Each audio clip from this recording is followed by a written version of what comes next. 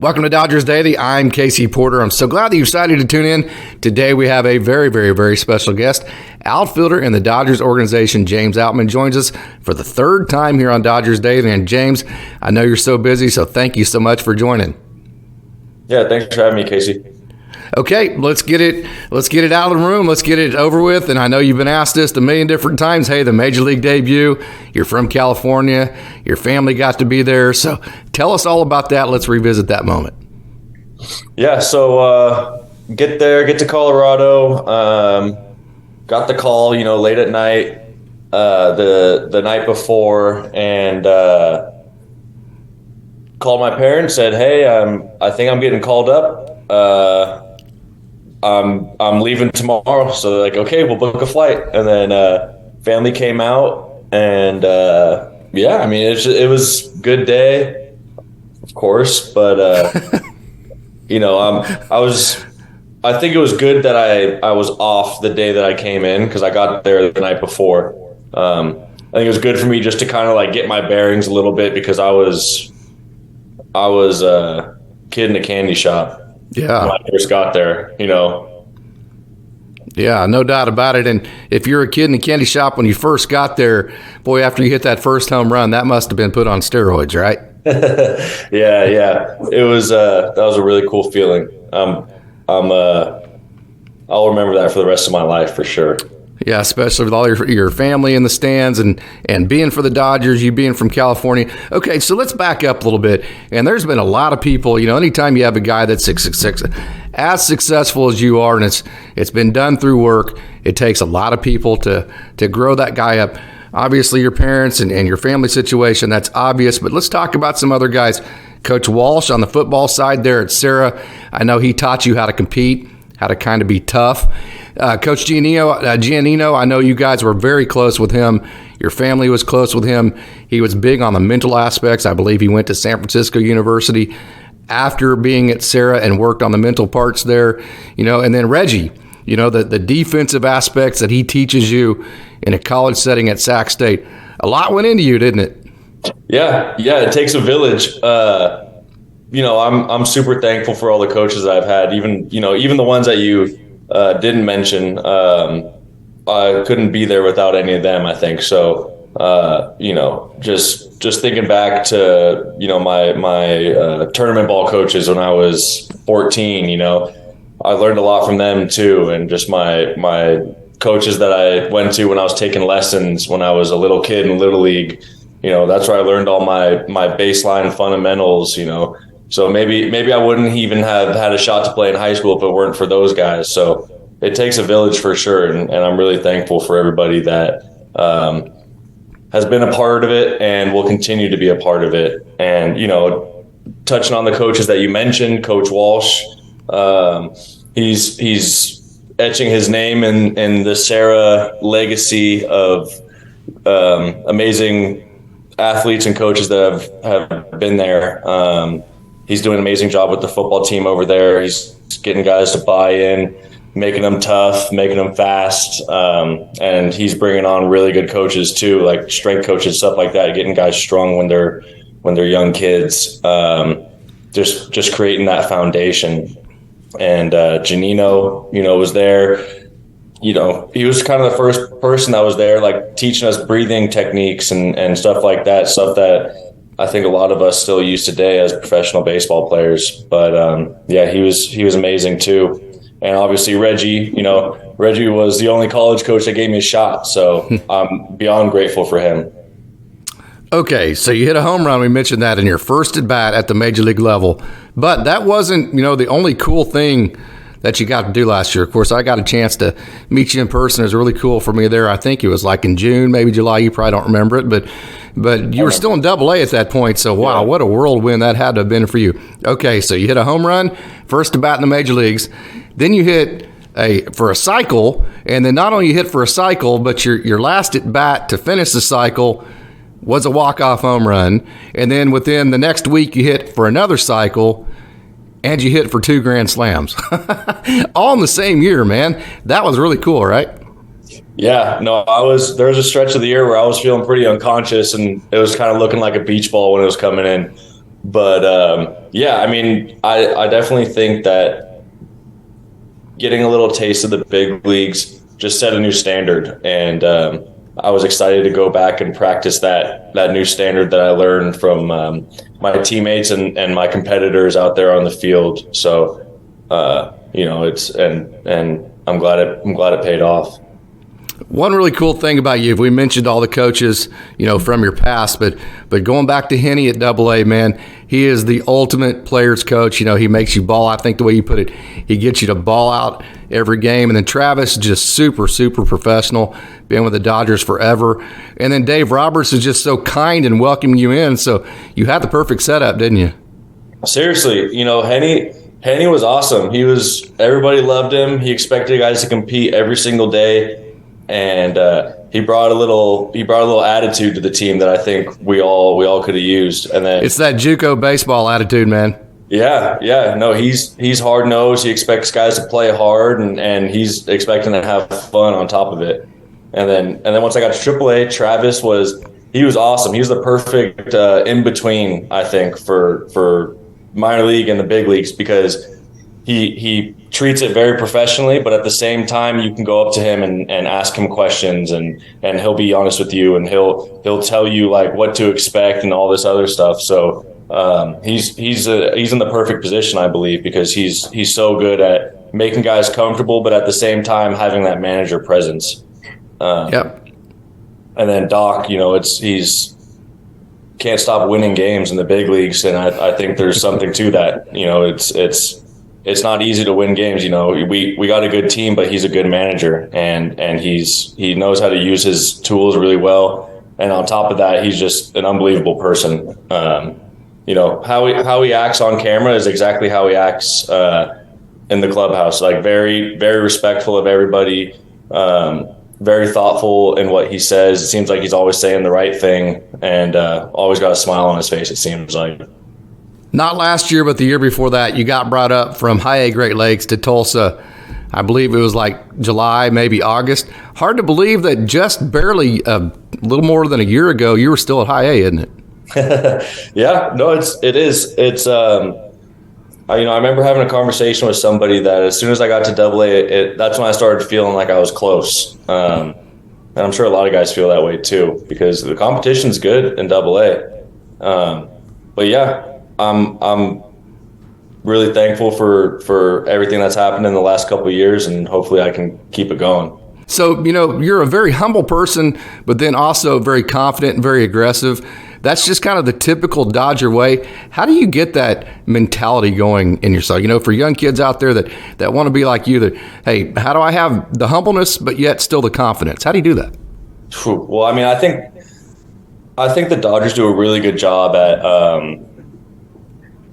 teaching guys how to be respectful. The first day I got there, everyone's saying hello to you. Everyone's saying good morning. Everyone's coaching everybody up. Everybody's in a good mood. And I think it all kind of starts from that point. Like when you get to the field, say hi to people, tell them good morning or good afternoon or whatever it is, say goodbye when you're leaving. And then you just start to build those relationships with your teammates and your coaches. And, from there you begin to trust one another on the field, because it's like, oh, I know this guy's a good guy. I know he's going to get the job done. You just get to know each other. And I think that's the biggest thing. Since I got into pro ball, just saying hi. Like it's crazy how far that'll get you, and what else, what more that changes. It's I think it helps when you're on the field too, because you're bought in on your teammate, and he's bought in on you, and you guys are looking to win a game. We talked about your football background, middle linebacker there at Sarah. So you kind of have that football mentality. So it's been kind of a battle for you at times, at least, maybe at times to kind of just relax and enjoy the moment and get into that baseball mentality. How have you done that? Yeah, it's like trying to tame the beast within. No, I mean, honestly, just the more reps I get in baseball, the more I learn that relaxation is my friend.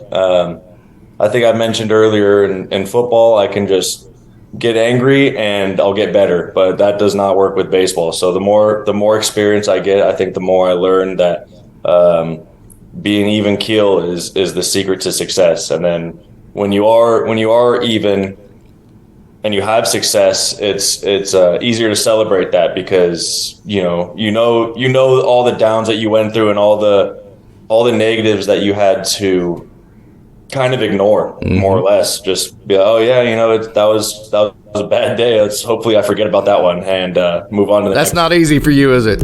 No, it's not. It's not easy for anybody. That's the hardest thing in baseball, is going 0 for 4 after you went 0 for 4 the day before and the day before that, and going home and sitting on the couch and staring at the TV, and you're not even watching it. You're just thinking about the games. But the quicker you can forget about it, the better you'll be off for it.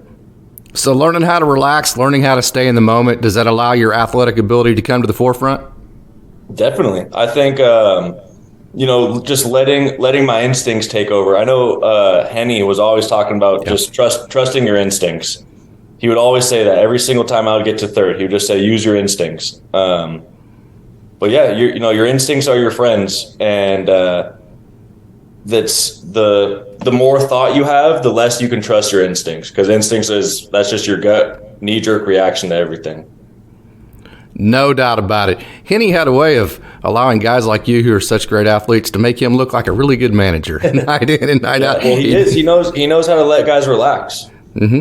Yep, no doubt about it. Okay, so this was a really cool quote. You said this the first time that I talked to you.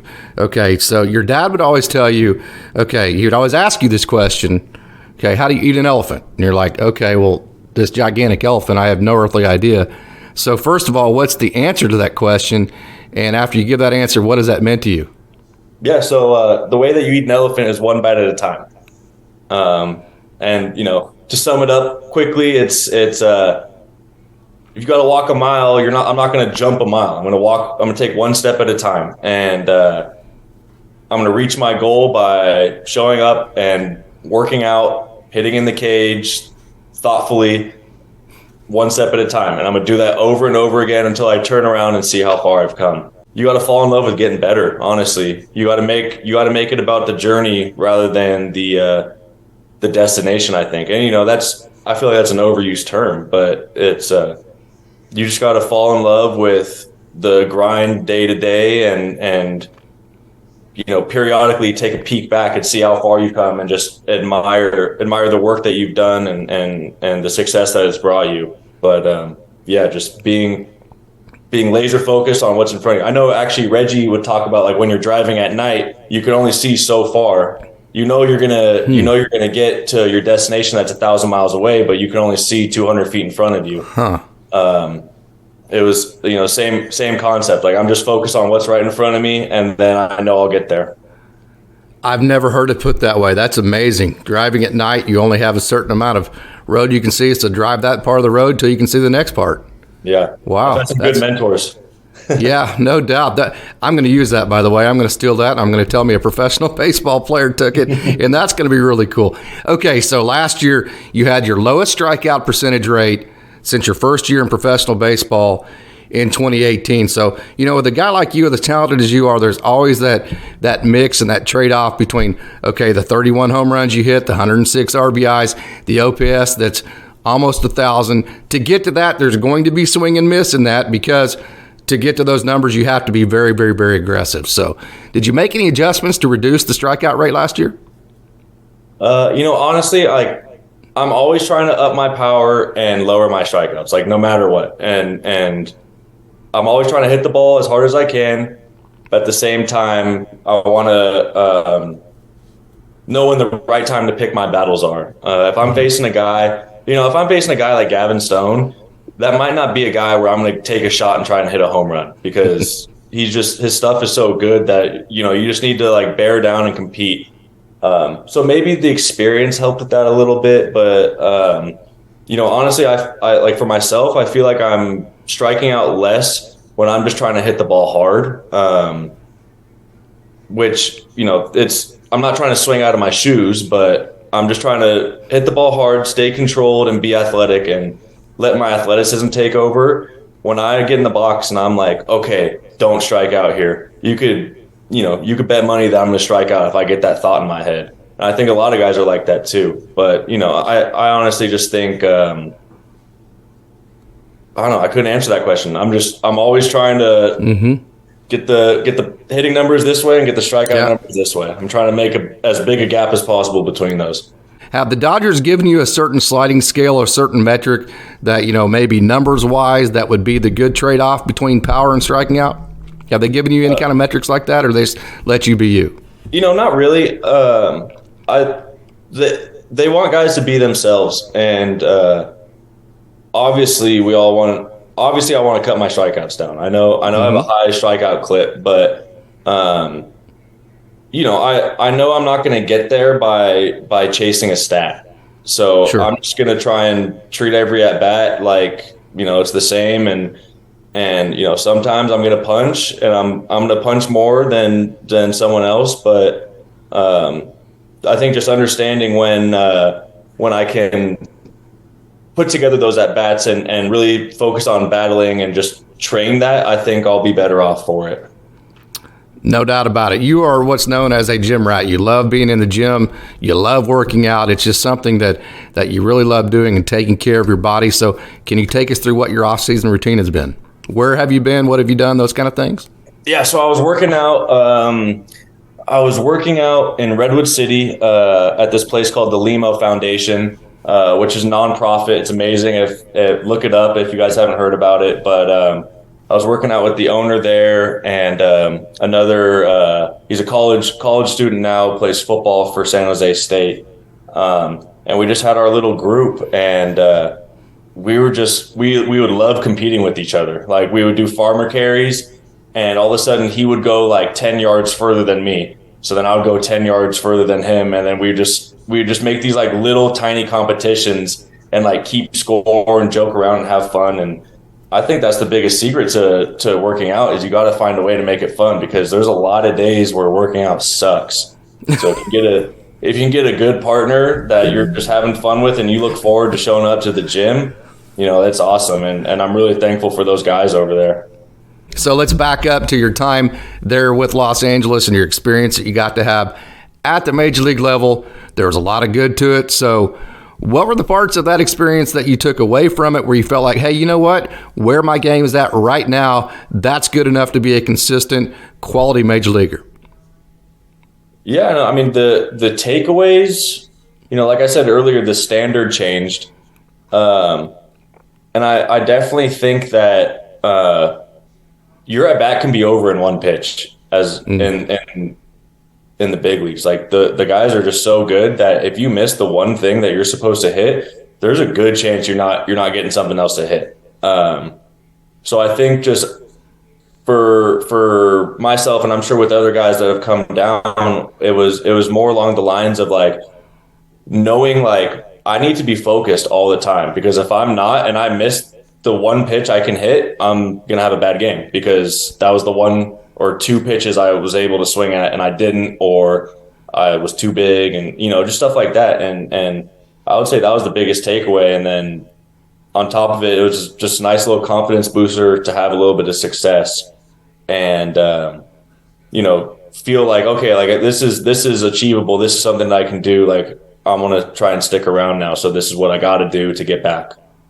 Yep. Did you have any one thing that you took away, maybe that you went, you know what, hey, in the off season, I need to get better at that to be a consistent major leaguer? Any one thing there? Yeah. Well, this off season, I was working on being able to drive the ball the other way, just to become a little bit more of a complete hitter. I know it's within me. Like, I've done it before and stuff, but I was just trying to train it a little bit more just to get a little bit better at it. And so far in spring training, I think it's been going well. I'm not a guy that likes to like really think about hitting the ball the other way, because the second I do that, my swing starts to break down. Start trying to force it that way. Yeah, and I guide the ball and carve it. Yeah. So, but I do want to really aim for center field, and if I'm a little late, then I'll hit it the other way. If I'm a little early, I'll pull it. And that was kind of the main thing I was working on in the off season. But like swing wise, I was trying to keep the swing the same for the most part, because I feel like I had a lot of success last year at a lot of times of the year, and I didn't want to change too much. I didn't want to try and reinvent the wheel. Yep. Well, I bet you can't wait for games in spring training, because the first couple of days you stand around and you have a million different guys, and then you have all these pitchers that need to get innings. So you get like one at bat a day, and that one at bat's against a guy throwing like 102 with 4 pitches. So the first couple of days are tough, aren't they? Oh yeah, yeah. When your one at bat is off Dustin May, it's you're walking back into the dugout. You're like, man, I wish I had another one, because I feel like that doesn't even count. I'm not supposed to get a hit off this guy, And then the Dodgers have so many of those guys, but it's definitely good practice. I'm excited to get some games and get some like a consistent routine and kind of get used to playing every day, like playing a game every day. Okay, so last question for me, and I know you're very, very, very busy, so thank you so much for your time here, James. This is the 3rd time you've come in, so I very much so appreciate that. Okay, so I know, with all the moves that have been made and everything that's going on, there's a million different players in this organization. There's no way to define roles at this point, so it's hard to make goals in terms of what your role specifically may be next year, but what goals do you take into 2023?